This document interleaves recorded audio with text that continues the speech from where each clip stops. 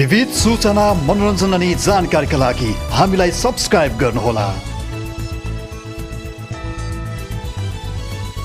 नमस्कार, नेपाल न्यूज पोस्ट.com हेरेर बसिराख्नुभएका तपाईँ सम्पूर्ण दर्शकबिनमा हार्दिक स्वागत छ। नेपाल न्यूज पोस्ट.com मा हामी विभिन्न विषयवस्तुहरूमा विभिन्न व्यक्तित्वहरूसँग कुराकानी गर्ने गर्दछौँ, विभिन्न समाचार तथा विभिन्न गतिविधिहरूलाई पनि प्रस्तुत गर्ने गर्दछौँ। यो प्रस्तुतिमा चाहिँ मैले फरक फरक विधामा सक्रिय रहनुभएका फरक फरक व्यक्तित्वहरूसँग कुराकानी गर्दै आएको छु। आज मैले तपाईहरूको माझमा कुराकानी गर्न खोजेको छु गैर आवासीय नेपाली सङ्घसँग सम्बन्धित भएर। गैर आवासीय नेपाली सङ्घ भन्ने बित्तिकै तपाईँले यसका धेरै कुराहरू याद गरिसक्नुभयो होला, स्मरण गरिसक्नुभयो होला। तर आज मैले गैर आवासीय नेपाली सङ्घको संस्थाभित्रको कुरा भन्दा पनि गैर आवासीय नेपाली सङ्घको यो एसिया पेसिफिक युथ कमिटीले यही डिसेम्बर 5 तारिक आयोजना गर्दै गरेको first NRNA Asia Pacific youth meet जुन हुँदैछ यसका बारेमा चाहिँ केन्द्रित भएर कुराकानी गर्ने प्रयास गरेको छु। र यो कार्यक्रम किन आयोजना गरिँदैछ र यो कार्यक्रम कुन स्वरूपमा अगाडि बढ्छ र यसले देश र युवाहरूको लागि कस्तो भूमिका खेल्न सक्दछ, यी लगायतका विषयमा आज हामी कुराकानी गर्ने प्रयास गर्नेछौँ। र कुराकानीको लागि चाहिँ यस कार्यक्रमका संयोजक एसिया पेसिफिक युथ कमिटीका संयोजक दीपक कणेलज्यूलाई मैले अनलाइनमा निम्ताएको छु। दीपकजी, यहाँलाई स्वागत छ कार्यक्रममा। नमस्ते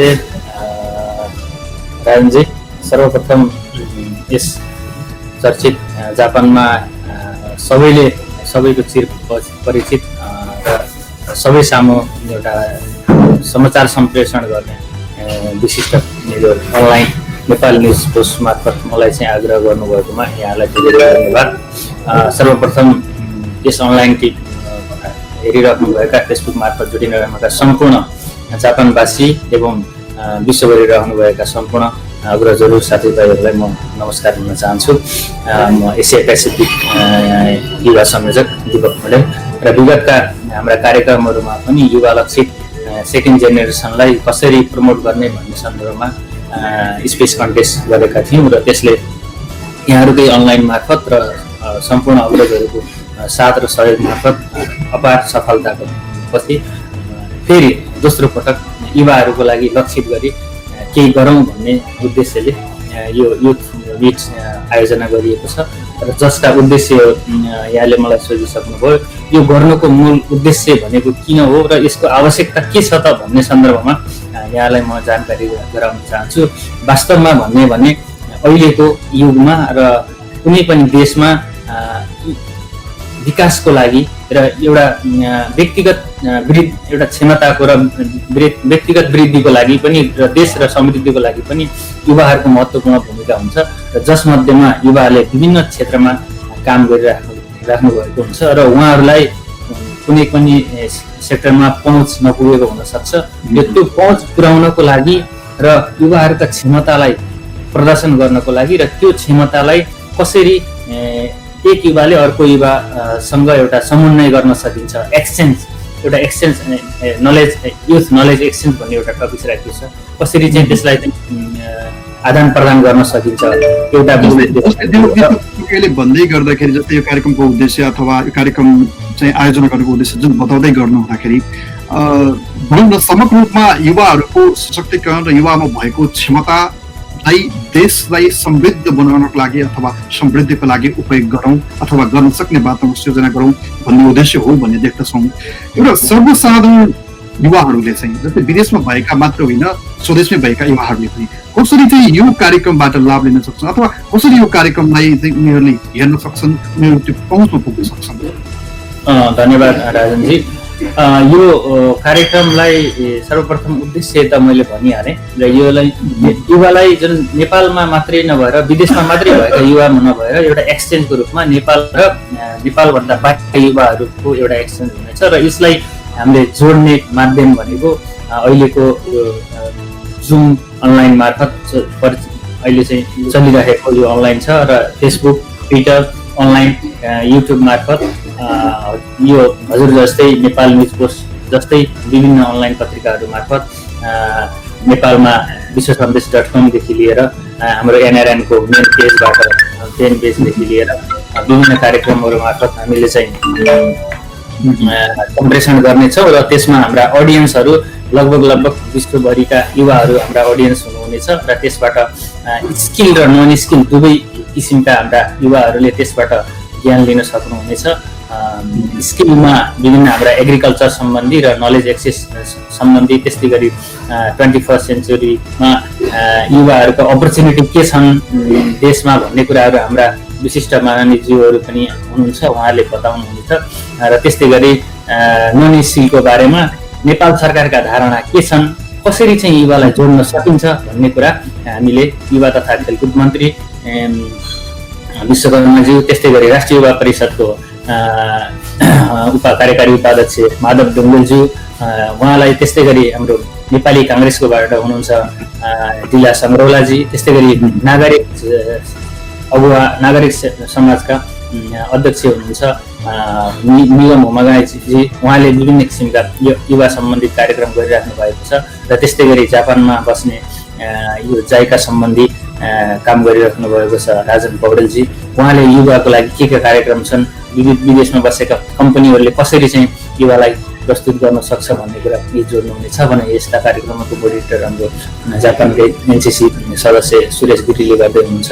र त्यस कारणले गर्दाखेरि यो कार्यक्रमलाई नेपाल र नेपालभन्दा बाहिर रहेका डायस्पोरा, युथ डायस्पोरालाई जोड्नको लागि र यो एउटा देशले पनि फाइदा लियोस् र प्रत्यक्ष युवाले पनि यसलाई चाहिँ फाइदा लिने हिसाबले हामीले चाहिँ आयोजना गरेका छौँ। आशा छ यहाँहरूको साथ सहयोग अनलाइन मार्फत सम्प्रेषण गरिदिनुहुनेछ लाइभ मार्फत, र त्यसमा आएका क्वेसनहरू यहाँले चाहिँ सम्बन्धित सेसनमा उठाउनुहुनेछ र हामीले त्यसलाई चाहिँ सरकार मार्फत एउटा आइसिसी मार्फत एउटा ड्राफ्ट बनाई एउटा कार्यविधि बनाएर अगाडि बढ्ने योजना बनाएका छौँ। र यो सम्मेलन केवल सम्मेलन मात्रै नभएर यसले एउटा कार्ययोजना र कार्यविधि बनाउने एउटा मिट पनि भएको कारणले गर्दाखेरि यसबाट निस्केका कन्क्लुजनहरूलाई हामीले एउटा ड्राफ्ट बनाउनेछौँ र त्यसमा 5-4वटै सेसनका हाम्रा कोअर्डिनेटरजी हुनुहुन्छ। त्यो कोअर्डिनेटरले उहाँले आफ्नो एउटा विधागत रूपमा टिप्नुहुनेछ र ती कुरालाई हामी एउटा ड्राफ्ट बनाएर नेपाल सरकार युवा तथा खेलकुद मन्त्रालय अनि राष्ट्रिय युवा परिषदमा हामी लैजान्छौँ र कार्यविधि बनाएर कसरी अब हामी अगाडि बढ्ने। एउटा कुरा त यहाँलाई अवगत नै छ, भर्खरै हाम्रो ग्लोबल नलेज कन्भेन्सन भयो एनआरएन आइसिसीबाट। यो ग्लोबल नलेज कन्भेन्सनले नेपाल सरकार र आइसिसी जुन एनआरएन अन्तर्राष्ट्रिय समन्वय परिषदका विश्वमा छरिएर रहनुभएका बुद्धिजीवी दिग्गज अग्रजजीवहरूबाट जुन एउटा कार्यविधि बनेको छ, त्यो कार्यविधिलाई नेपाल सरकारले एउटा चाहिँ कार्ययोजनामा ल्याएको छ र त्यो कार्ययोजनामा ल्याइसकेपछि त्यसलाई कार्यान्वयन गर्ने पक्ष भनेको वास्तवमा युवा नै हो जस्तो लाग्छ। उहाँहरूले एउटा कार्ययोजना बनाउनुहुन्छ नेपाल सरकार र एनआरएनको उच्च तहमा रहेका जुन नलेज कन्भेन्सबाट आएको कन्क्लुजन आएका कुराहरूलाई र ती कार्यविधिलाई हामीले कार्ययोजना कार्यान्वयन कसरी गर्ने भन्ने सन्दर्भमा पक्कै पनि युवा सम्मेलन गरेर अगाडि बढ्न सकिन्छ जस्तो लाग्छ। यो पहिलो कार्यक्रम हो, यसमा कुनै कुराहरू त्रुटि पनि हुन सक्छन्। म यहाँहरूलाई जस्तै यो मिटमा चाहिँ यो सम्मेलनमा चाहिँ जस्तै सर्वसाधारणले चाहिँ विभिन्न सञ्चार माध्यमहरू मानौँ अहिले फेसबुक सामाजिक सञ्जालहरूबाट प्रत्यक्ष प्रसारण हुन्छ र त्यही चाहिँ कमेन्ट गर्नुभयो भने त्यतिखेर इन्टरेक्सन टाइपको उहाँहरूको प्रश्नको पनि जवाफ आउँछ, उहाँहरूको जिज्ञासामा पनि जवाफ दिनुहुन्छ। हजुर, अब हामी 20 मिनटको सेसनमा त्यो अन्तिममा त्यो क्वेसन एन्सर उहाँहरूका प्रतिक्रियाहरू दिने राखेका छौँ। यहाँहरूका कलेक्सन भएर उचित उसमा प्रश्न लागेमा हामीले चाहिँ अग्रजहरूबाट एन्सर माग्नेछौँ र त्यस्तै गरी मोटामोटी रूपमा यिनै समारोह हुनेछन्। र अर्को कुरा चाहिँ कल्चरल एक्सचेन्ज भन्ने छ, त्यसमा एसियामा रहेका विभिन्न देशका हाम्रा कल्चर सेकेन्ड जेनेरेसनले सिकेका कल्चरहरूलाई आदान प्रदान, कोरियामा यस्तो रहेछ, जापानमा यस्तो रहेछ, थाइल्यान्डमा यस्तो रहेछ भन्ने कुरा कमसेकम सेकेन्ड जेनेरेसनले पनि एउटा थाहा पाओस् र भन्ने कुराले र उनीहरूलाई एउटा च्यानलको रूपमा एउटा जोड्नको लागि पनि यो महत्त्वपूर्ण भूमिका रहन्छ जस्तो मलाई लाग्छ। अहिले अब 5 तारिक त अब बिस्तारै आइ नै सक्नु लाग्यो होइन, तयारी कहाँ पुग्यो? पूर्ण रूपमा तपाईँहरू तयार भइसक्नुभयो अथवा अझै केही बाँकी छ? तयारी अब लगभग हाम्रो 90% जति तयारी भइसकेको अवस्था छ र यसमा हजुरको यो चर्चित अनलाइन मार्फत नै यो कार्यक्रम किन आवश्यकता छ, किन गर्नुपर्छ र भन्ने र गर्नुपर्छ भन्ने एउटा मलाई प्रोत्साहन गर्नुहुने म अहिले नाम भन्नै पर्ने हुन्छ र एसिया पेसिफिकबाट म एउटा चाहिँ म भाग्यमानी पनि छु, किनभने मलाई यो एसिया पेसिफिकको आरसी, डिआरसी, आइसिसी मेम्बर सबैले यति सपोर्ट गरिराख्नु भएको छ कि त्यो म आफ्नो मुक्त कण्ठले बताउन पनि कमी हुन्छ उहाँहरूलाई प्रोत्साहन उहाँहरूको सहयोगले। र यसै मध्येमा पनि अब एसिया पेसिफिकको कोरियाबाट हुनुहुन्छ डाक्टर देवी बस्नेत, विगतमा हाम्रो एसियाको नलेज कन्भेन्सन गर्नुभयो, उहाँले पनि युथको प्रोग्रामलाई कसरी गर्ने भन्ने कुरा गर्नुपर्छ अब चाहिँ भन्ने कुरा चाहिँ उहाँले दिनुभएको छ उहाँलाई पनि।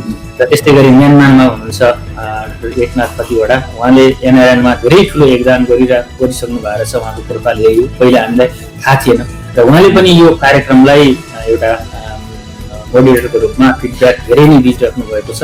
त्यस्तै गरी थाइल्यान्डमा हुनुहुन्छ खगेन्द्र ढकाल, आइसिसी मेम्बर हुनुहुन्छ, उहाँले जुन युथको लागि यो आइएलओमा पनि धेरै प्रोग्राम गरिराख्नु भएको छ र हामीले चाहिँ युथको लागि अब के कार्यक्रम गर्नुपर्छ भनेर उहाँहरू तीनजना। त्यस्तै गरी हाम्रो पारसजी हुनुहुन्छ, पारसजीले यो कार्यक्रमको लागि अति नै धेरै मेहनत गरेर अगाडि बढिराख्नु भएको छ, लगायतका हाम्रो आरसीजी गोविन्दजीले सपोर्ट गरिराख्नु भएको छ, डिआरसीजी खगेन्द्रजीले नेपालबाट कल्चरलको उहाँलाई चाहिँ एउटा कल्चरल एक्सचेन्जको संयोजकको रूपमा तोकिएको छ, उहाँले चाहिँ गरिराख्नु भएको छ भने हाम्रा एसिया पेसिफिकमा रहेका एनसिसी युवा संयोजकज्यूहरूले पनि यसको लागि पहल गरिराख्नु भएको छ। जस यही नै सबैभन्दा ठुलो म आफू यो कार्यक्रम गर्नुको औचित्य र के हो भन्ने भन्दा पनि अब गर्न आवश्यकता भन्ने कुरा सबैले चाहिँ महसुस गर्नुभएको छ, यसको लागि नै म आभार छु यहाँहरुप्रति। अनलाइनमा कसरी सम्मेलनको सन्दर्भमा कुराकानी गरिराख्दाखेरि अब तपाईँ हाम्रो एसिया पेसिफिक युथ कमिटीको संयोजकका रूपमा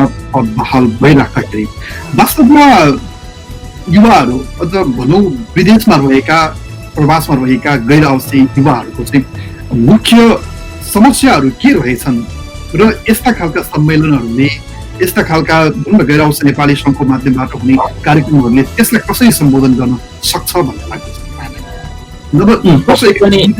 मलाई होइन। नम्बर एक समस्या के रहेछ पक्कै तपाईँहरूले पहिचान गरिसक्नु भएको छ।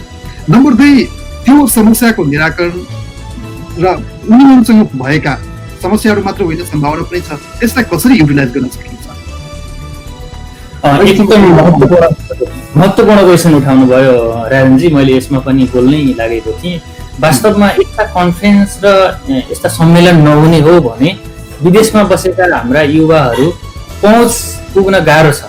तपाईँले देखिराख्नु भएको छ नेपालमा जसको डाडु पनियो छ उसले चाहिँ के भन्छन् नि त्यो नेपाली उखान आउँछ त्यस्तै छ र त्यसमा पहुँच नपुग्ने युवाहरू जो प्रतिभा छ र देशको लागि र समाजको लागि अति आवश्यक व्यक्तिहरू हुनुहुन्छ र उहाँ चाहिँ नेपाल गएर केही फरक गर्न चाहनुहुन्छ र नेपाल बाहेक पनि सम्बन्धित देशमा पनि केही गर्न चाहनुहुन्छ समाजलाई भने त्यो उहाँहरू छायामा परिराख्नु भएको छ र त्यस्ता व्यक्तिलाई जो एनआरएन अभियानमा अथवा कुनै सोसियल अभियानमा हुनुहुन्न, वास्तवमा हाम्रो उद्देश्य भनेको त्यस्ता व्यक्तिलाई अझ अगाडि ल्याएर हामीले चाहिँ कार्यक्रम गर्ने हाम्रो उद्देश्य थियो। अलिकति समयको अभाव र यो चाहिँ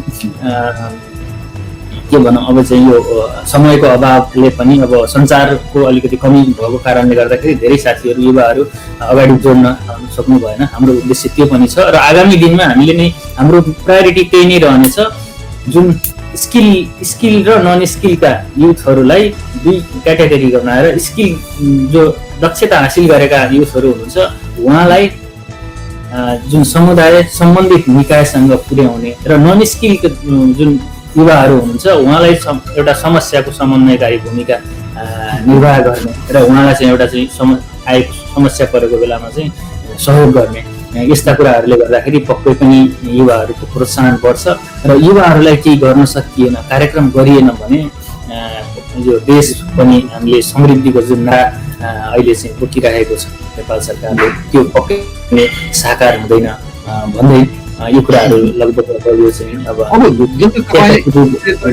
अगाडि स्पिच कन्टेस्टको पनि एउटा सफल भनौँ न यहाँहरूले अर्गनाइज गर्नुभयो, त्यहाँबाट पनि अनुभव लिनुभयो। अब यो चाहिँ यो सम्मेलन गर्दै हुनुहुन्छ होइन, यसले अझ पाठहरू सिकाउला। यदि अझै पनि प्रवासमा रहेका र घरदेशमा रहेका युवाहरूलाई र आवश्यकताहरूलाई जोड्ने र आवश्यकता र सम्भावनालाई जोड्दै देशलाई समृद्ध बनाउने बाटोमा अगाडि बढ्न मद्दत गर्दछ भन्ने आशा त गर्न सक्छौँ होइन, हामी अपेक्षा गर्दछौँ। यति हुँदाहुँदै पनि तपाईँसँग हुन त यो सम्मेलनको तयारीको बारेमा कुराकानी गरिरहेको हुँ, यो हुँदाहुँदै पनि यो विषय जोड्नै पर्छ। मैले गैर आवासीय नेपाली सङ्घमा चाहिँ धेरै युवाहरू समेटिन सकेका छैनन्, अथवा भनौँ गैर आवासीय नेपाली सङ्घमा समेटिन चाहँदैनन्। विज्ञता हासिल गरेका व्यक्तिहरू र देशलाई र युवाहरूलाई केही दिन सक्ने व्यक्तिहरू चाहिँ अलिकति त्यो समूहबाट त्यो अभियानबाट बाहिर रहेका छन्, अथवा त्यहाँ जान नचाहने एक किसिमको त्यो अहिलेको बाटोमा हामी देख्दछौँ। यसलाई चिर्नको लागि चाहिँ के गर्न जरुरत होला जस्तो लाग्छ, तपाईँको व्यक्तिगत विचार लिन चाहे? महत्त्वपूर्ण प्रश्न उठाउनुभयो राजनजी। वास्तवमा भनियो भने युवाहरू संस्थामा एनआरएनमा जोड्न नचाहनुको कारण मैले अघि नै अलिकति हजुरलाई भनिसकेँ।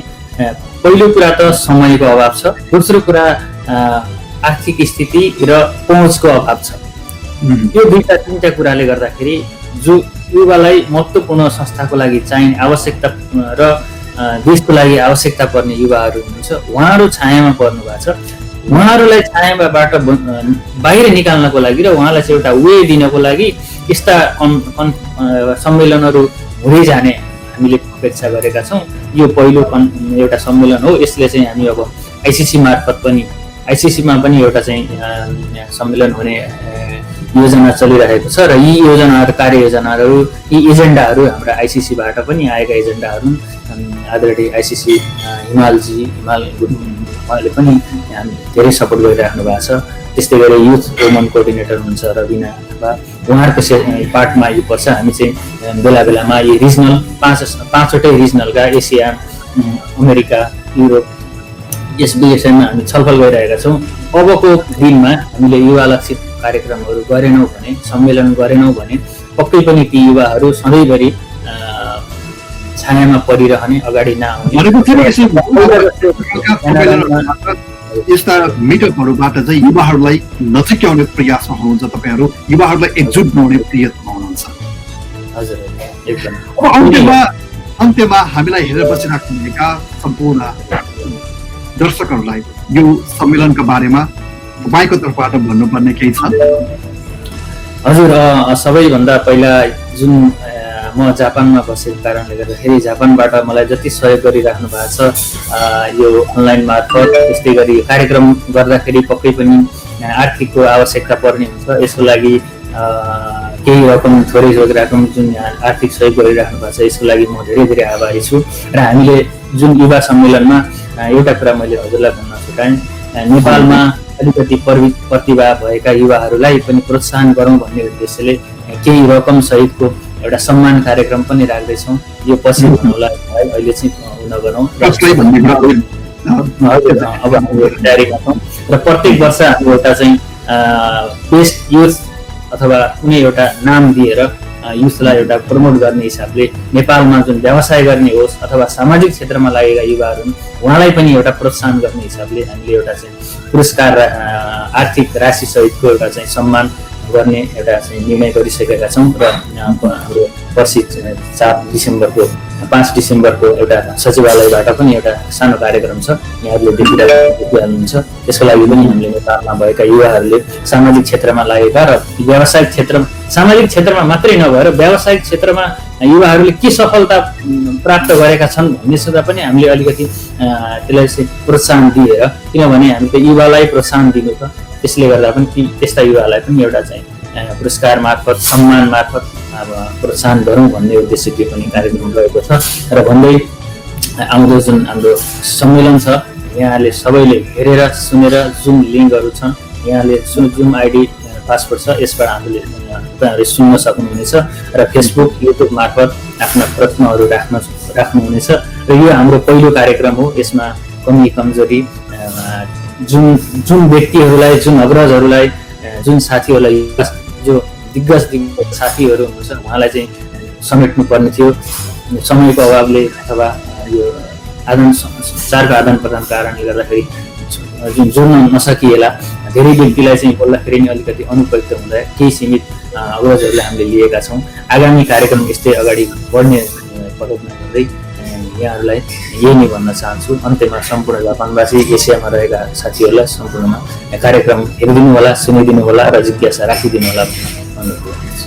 हुन्छ देवकजी, हामी पनि कार्यक्रमको पूर्ण सफलताको कामना गर्छौँ। यो समय दिनुभयो, कुराकानी गरिदिनु भयो र कार्यक्रम तपाईँहरूले जुन उद्देश्यका साथ सञ्चालन गर्दै हुनुहुन्छ त्यो उद्देश्य प्राप्ति गर्न सफल बनोस्, हामी यो शुभकामना दिँदै आजको यो कुराकानीबाट तपाईँसँग बिदा माग्छौँ।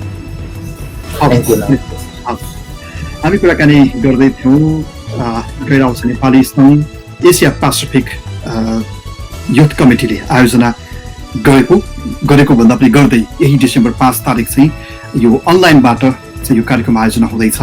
यो फर्स्ट चाहिँ एनआरएल एसिया क्षेत्रको चाहिँ सम्मेलन हो युवाहरूको, र यसमा प्रस्तुत हुने कार्यपत्रहरू र यसले प्रवासमा रहेका युवाहरू र घरदेशमा रहेका युवाहरूलाई कसरी जोड्ने प्रयत्न गर्छ र बाहिर बसेर सिकेका ज्ञानहरूलाई देश विकासको लागि र समृद्धिको लागि कसरी चाहिँ उपयोग गर्न सकिन्छ अथवा कसरी देशका लागि चाहिँ त्यसलाई प्रयोग गर्न सकिन्छ, यी लगायतका विषयमा हामी चाहिँ केन्द्रित भएर कुराकानी गऱ्यौँ। र थप कुराकानीहरू र थप कार्यपत्रहरू त सम्बन्धित व्यक्तिहरूले डिसेम्बर 5 तारिकमा प्रस्तुत गर्नुहुने नै छ। हामी पनि त्यो कार्यक्रमको प्रत्यक्ष प्रसारण प्रस्तुत गर्नेछौँ। सम्भव भयो भने हेर्नुहोला, हामीसँगै रहनुहोला, तपाईँका जिज्ञासाहरू पनि राख्नुहोला। हामी सम्बन्धित व्यक्तिहरू, सम्बन्धित विज्ञहरू समक्ष पुर्याउने प्रयत्न गर्नेछौँ र उहाँहरूबाट केही जवाफ लिने र तपाईँहरूका जिज्ञासाहरूलाई, तपाईँहरूका जुन मनमा रहेका कौतूहलताहरूलाई सम्बोधन गर्ने प्रयत्न गर्नेछौँ। आजलाई पनि हेरेर साथ दिनुभयो, विश्वभर छरिएर रहनु भएर जहाँबाट हामीलाई हेरेर बसिराख्नु भएको छ। यो जानकारी विश्वभर छरिरहेका युथहरू माझ पुर्याउनको लागि पक्कै पनि तपाईँले हेर्दै आफ्नो फेसबुकको वालमा सेयर गर्नुहुनेछ भन्ने हामी आशा गर्दछौँ। र फेरि nepalnewspost.com-मा अन्य बसाइमा अन्य अतिथिसँग यसै गरी कुराकानी लिएर आउनेछौँ। त्यति जेलसम्मको लागि nepalnewspost.com इन्टायर टिमसँगै म राजन गौतम पनि बिदा माग्छु। तपाईँको बाँकी पल शुभ रहोस्।